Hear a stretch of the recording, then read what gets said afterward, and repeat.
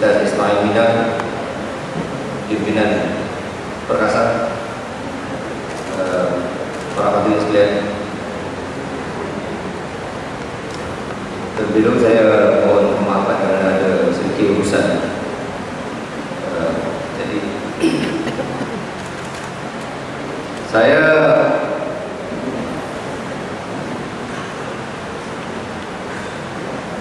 isu yang kita bincangkan pada malam ini,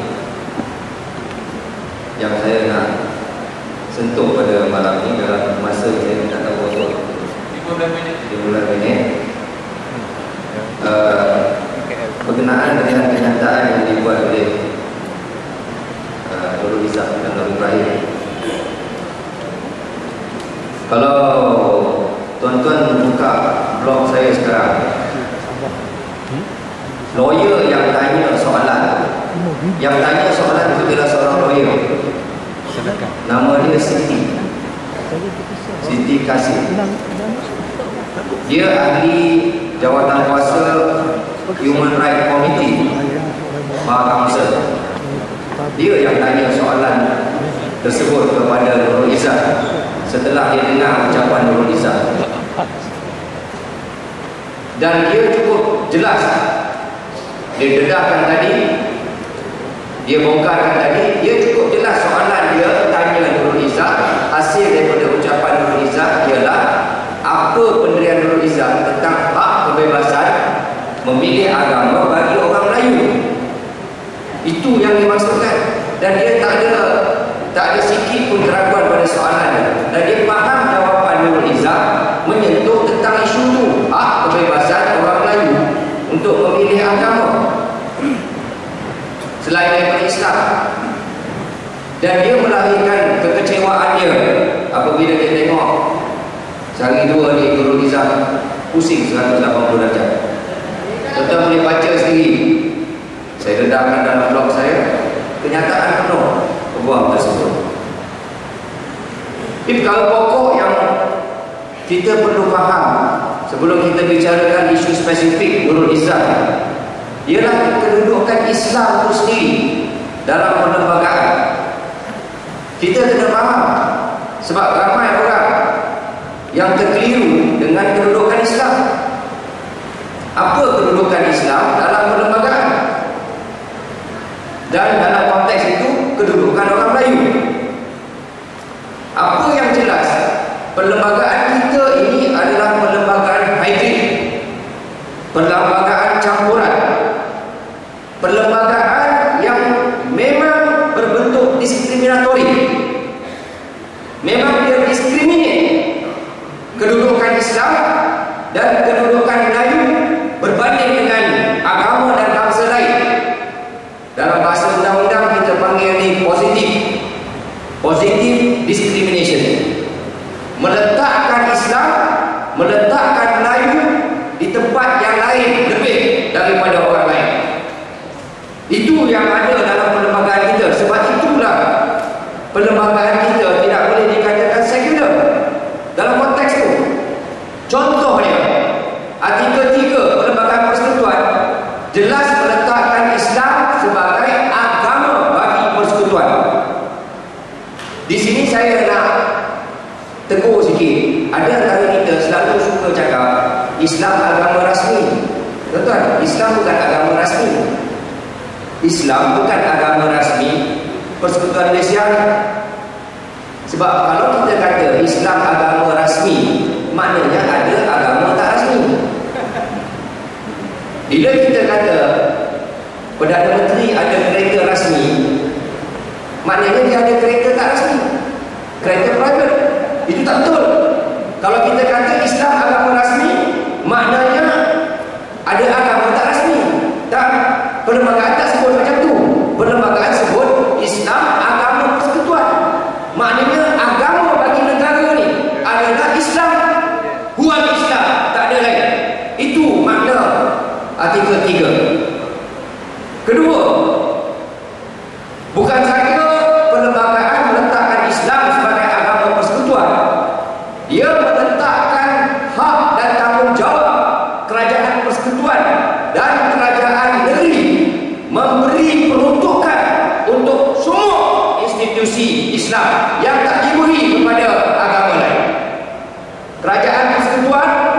kerajaan negeri wajib memberi peruntukan kepada mana-mana institusi Islam di bawah artikel 12(2) Perlembagaan Persekutuan. Sebab tu kita boleh belanja, kita boleh guna duit kerajaan persekutuan dan negeri. Yang ini sebenarnya tak ada bagi agama lain, tak ada. Yang kerajaan Barisan Nasional duk bagi ini selama ni adalah ihsan, tak ada peruntukan undang-undang. Yang ada peruntukan undang-undang mewajibkan kerajaan persekutuan dan kerajaan negeri ialah untuk Islam sahaja. Artikel 11(4) memberi kuasa kepada kerajaan Dewan Undangan Negeri untuk membuat undang-undang menghalang pengembangan dan pendakwaan agama lain kepada orang Islam dan menjadikannya satu kesalahan jenayah. Artikel 24 baca dengan jadual 9 senarai 2 Perlembagaan Persekutuan menubuhkan sebuah mahkamah khas untuk orang Islam, Mahkamah Syariah, yang di artikel 121(1)(a) memecahkan bidang kuasa itu setara Mahkamah Syariah dengan Mahkamah Sivil. Mahkamah Sivil tak boleh campur tangan urusan Mahkamah Syariah, Mahkamah Syariah tak boleh campur tangan urusan sivil. Adpar, dua-dua sama, setara bidang kuasa. Artikel ini yang paling canggih, artikel 150 Perlembagaan Persekutuan dalam mengisytiharkan darurat. Dalam mengisytiharkan darurat ini kuasa mutlak yang di Pertuan Agong, siapa pun tak boleh kacau. Dalam mengisytiharkan darurat yang di Pertuan Agong boleh memanggil sidang parlimen, meminda, mengubah, membatalkan, menupuskan, membuat apa juga undang-undang dalam negara ini. Maknanya yang di Pertuan Agong berkuasa penuh. Dia boleh panggil parlimen bersidang untuk pindah, ubah, buat, hapuskan apa juga undang-undang, jenayah, sivil, apa pun, kecuali artikel 150(6)(a), kecuali yang di Pertuan Agong dan parlimen tidak boleh sama sekali menyentuh undang-undang Islam, hukum syarak dan adat besar lain.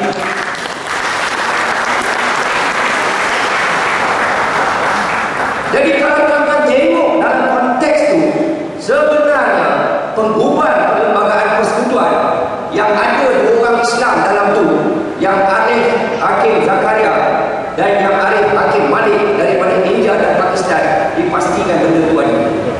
Bermakna dalam konteks negara kita, Islam diletakkan lebih tinggi daripada agama lain.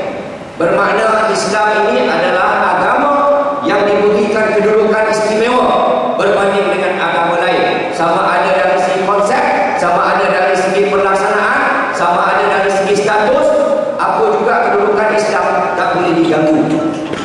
Dalam konteks itu, Perlembagaan Persekutuan meletakkan artikel 160(2) menarifkan bangsa lain.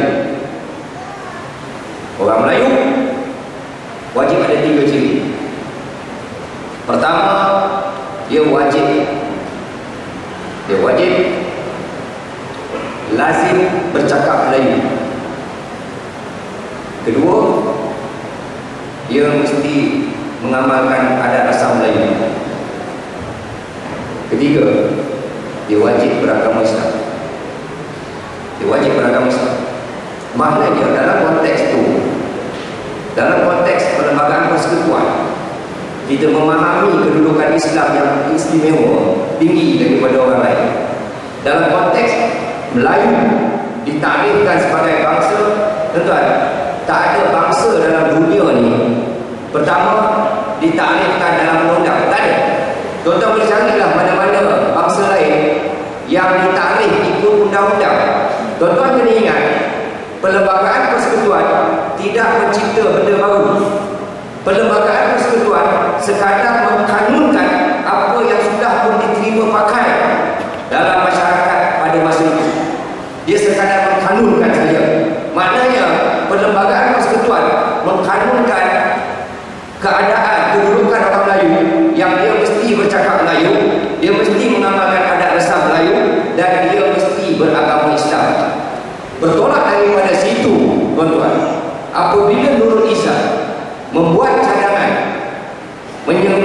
mengutarakan pandangan bahawa orang Melayu berhak diberi hak kebebasan untuk memilih agama selain daripada Islam, bermakna secara tidak langsung Nurul Izzah sedang mencadangkan penghapusan bangsa Melayu Muslim.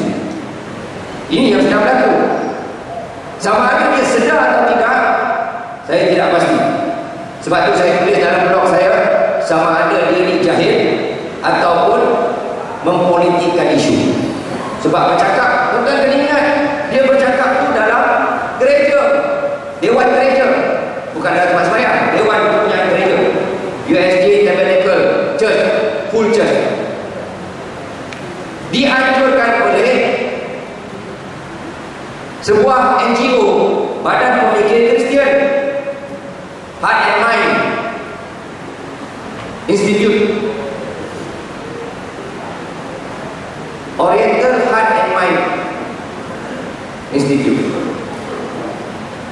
Jadi dia sedang berdepan dengan satu crowd Kristian. Walaupun di barisan panel dia ada orang Melayu, termasuk Wakil PAS Dr. Mujahid Rauf. Tuan-tuan, orang yang hadir hari itu tidak faham kenyataan Nurul Izzah, melainkan bahawa dia bermaksud bahawa orang Melayu wajar diberi hak kebebasan memilih agama. Kerana apa saya kata begitu? Satu, kerana orang yang tanya soalan itu sendiri dah dedahkan tadi. Kedua, laporan Malaysia ini yang pro pembangkang dan laporan daripada website penganjur itu sendiri, One Christian Blogspot, jelas dalam kenyataannya menyatakan bahawa apa yang mereka faham maksud Nurul Izzah ialah orang Melayu wajib diberi hak memilih agama dia selain daripada Islam. Tuan-tuan, hadirin sekalian, inilah sebenarnya agenda AFC. Agenda AFC yang kita ingat lagi, saya pun ingat lagi, sebagai pemimpin PAS masa itu, saya antara orang yang mengetuai demonstrasi bantahan terhadap penubuhan IFC yang dipelopori oleh Pak Kamsel. Tuan-tuan masih ingat berapa punya banyak demo kita buat masa itu? Berapa punya banyak poster yang PAS buat masa itu? Sampai ada pimpinan PAS, termasuk bekas Ketua Pemuda PAS Pulau Pinang sekarang, Ustaz Hafiz Nordin, yang ditangkap, dihead ke mahkamah dan dihukum. Kerana apa? Kerana menentang IFC, Suruhanjaya Antara Agama, yang dipelopori oleh Amigas Minyabasan melalui Pak Kamsel. 8 antara 17 tuntutan IFC masa itu, antara tuntutan dia ada 17 tuntutan. Tuntutan pertama sekali IFC ialah melaksanakan artikel 18 Deklarasi Hak Asasi Kemanusiaan Bangsa-Bangsa Bersatu. Artikel 18 Deklarasi Hak Asasi Manusia Bangsa-Bangsa Bersatu menyebut bahawa mana-mana individu berhak memilih agama masing-masing dan mengamalkan dia, termasuk menukar agama itu. Ini adalah agenda Barat yang didalami oleh Yahudi, menggunakan bangsa-bangsa bersatu untuk memaksa kita, terutama negara-negara Islam, menerima pakai agama baru yang dipanggil hak asasi manusia dan kebebasan tanpa sempadan. Dan saya ingat lagi bagaimana PAS, termasuk UMNO masa itu, mengadakan bantahan besar-besaran. Kita sampai istilah jihad, PAS sampai istilah perang sabil terhadap Majlis Peguam, Amigas Minyabasan dan kuncu-kuncu dia. Apa yang Nurul Izzah sebut, tuan, sudah disebut oleh bangsa dalam pelaksanaan IFC. Jadi bagaimana sekarang ini yang saya heran, PAS boleh terima kenyataan Nurul Izzah? Bagaimana hari ini PAS boleh mempertahankan Nurul Izzah? Tuan tengok, saya tengok sikit mata saya, bila wartawan kejar pimpinan PAS, ustaz-ustaz PAS, tanya komen tentang Nurul Izzah, masing-masing dah jadi kawan. Tak reti nak cakap, tak masih saya tak mau komen.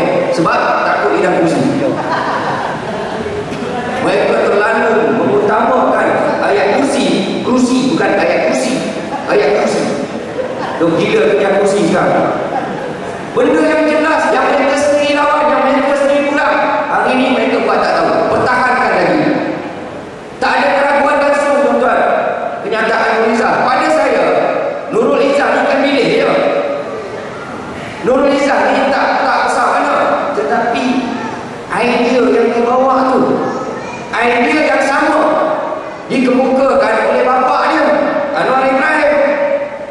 Ni depan ni antara tokoh-tokoh yang menentang kes Azlina Jailani murtad. Kalau tuan-tuan ingat lagi kes Dina Joy, saya buat tahun 2006. Bila ditanya Anwar Ibrahim apa pendapat dia tentang murtadnya Azlina Jailani, jawapan Anwar Ibrahim cukup jelas. Kita boleh tengok sendiri kat YouTube pun ada. Itu hak Azlina Jailani untuk memilih agama. Yang lebih kita khawatir, yang menjadi champion isu ni Ustaz Ismail Mina depan kita ni, ialah isu pluralism. Sebenarnya tuan-tuan, inilah gagasan idea pluralism, inilah gagasan idea liberal yang sudah pun mengambil tempat yang cukup utuh di Indonesia. Tuan-tuan, kita tahu sendiri bagaimana sahabat-sahabat rakan-rakan kita di Indonesia yang cacah berbang sekarang mereka dah mula ke Malaysia dan dibawa dahulu oleh golongan bukan Islam, bangsa dan lain-lain. Kali ini dibawa oleh orang Melayu sendiri. Sebab itu tuan-tuan, sebab itu pada saya, isu yang ada depan kita bukan isu Nurul Izzat. Isu yang ada depan kita ialah isu survival agama Islam bangsa Melayu dalam negara kita sendiri. Yang hari ini kita bukan berperang dengan orang Kristian, kita bukan berperang dengan orang Hindu, kita bukan berperang dengan orang Buddha, kita bukan berperang dengan orang Sikh, kita sedang berperang dengan orang sebangsa dengan kita sendiri. Ini yang jadi masalah kita. Sebab tu tuan-tuan, sebab tu saya nak tutup di sini, ini orang pertama pun. Sebab tu tuan-tuan, saya nak ambil kesempatan ni nak ucapkan tahniah kepada akhbar utusan Malaysia yang berani, satu-satunya akhbar kita, media kita yang berani dedahkan isu ni. Sebab kabar lain tak berani tuan-tuan. Sampai tanya kita boleh ke tak boleh ke, sebab saya kata apa tu boleh tak boleh, buat. Utusan Malaysia buat mempelopori tuan-tuan. Sumbangan utusan Malaysia bukan untuk lakukan suatu khabar dia. Dia kena bagi hamun, dia kena caci, tetapi utusan Malaysia tetap berdiri mempertahankan agama dan bangsa kita. Ada saya tuan-tuan, sekarang tuan-tuan mereka sedang kumpulkan bala tentera dia untuk meranakkan utusan Malaysia. Sebab dia tahu satu-satunya suara orang Melayu Islam di Malaysia ini ialah utusan Malaysia. Mereka nak kumpulkan wang, mereka sedang kumpul dana untuk perang dengan utusan Malaysia. Saya nak bagi tahu Nurul Izzat, saya nak bagi tahu kumpulan ni, saya nak bagi tahu dengan mereka ni, bila kamu perang dengan utusan Malaysia, kamu perang dengan kami. Kami yang kalah. Kami yang kalah dan kami bukan cakap saya. Kamu boleh atur lah ramai mana peguam yang kamu nak. Kamu panggil lah Haji Sulaiman pun kalau kamu nak. Saya dah baru sekejap tadi bincang dengan 2-3 orang lawyer kanan. Saya nak bagi kejutan tuan-tuan. Seorang lawyer kanan sudah bersedia untuk mempertahankan utusan Malaysia untuk Islam.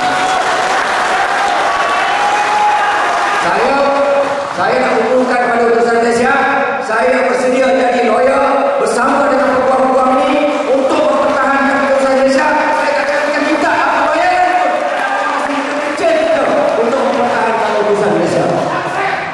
Saya nak bagi tahu Nurul Izzat, saya nak bagi tahu Anwar Ibrahim, kamu akan terkejut kalau kamu tengok lawyer yang akan pertahankan utusan Malaysia. Kamu akan terkejut bro, siapa yang akan pertahankan. Dan peguam-peguam kanan ini minta supaya nama dia orang jangan dipindahkan dulu sebagai strategi. Tapi saya nak bagi tuan-tuan, bila pengumuman lawyer yang akan mempertahankan utusan ini dibuat, Anwar akan terkejut, Nurul Izzat akan terkejut. Siapa lawyer yang akan berganding bahu dengan kita mempertahankan utusan Malaysia, bukan mempertahankan utusan Malaysia, tetapi mempertahankan agama bangsa dan negara kita. Sebab itu tuan-tuan, kita orang Melayu, kita sedang berdepan dengan satu kegembiraan. Kita jangan buat kesilapan tuan-tuan. PRU13 ni kita dah tak ada pilihan. Kita dah tak ada pilihan. Suka tak suka pilihan raya ke-13 ni, kita orang Melayu akan berdepan dengan dua parti yang mendakwa mewakili orang Melayu, PAS dan UMNO. Itu realiti dia, tuan-tuan. Suka tak suka, itulah realiti dia. UMNO dan PAS akan mendakwa mewakili orang Melayu. Kami, saya nak bagi tahu pada tuan-tuan, kami di Perkasa telah buat keputusan cukup jelas. Bagi pilihan raya ke-13, kita akan mempertahankan dan kita akan memperjuangkan supaya UMNO terus menang dalam pilihan raya. Kerana pada kita yang ada sekarang, pilihan yang terbaik ialah UMNO di bawah pimpinan Datuk Seri Najib Tun Razak. Kita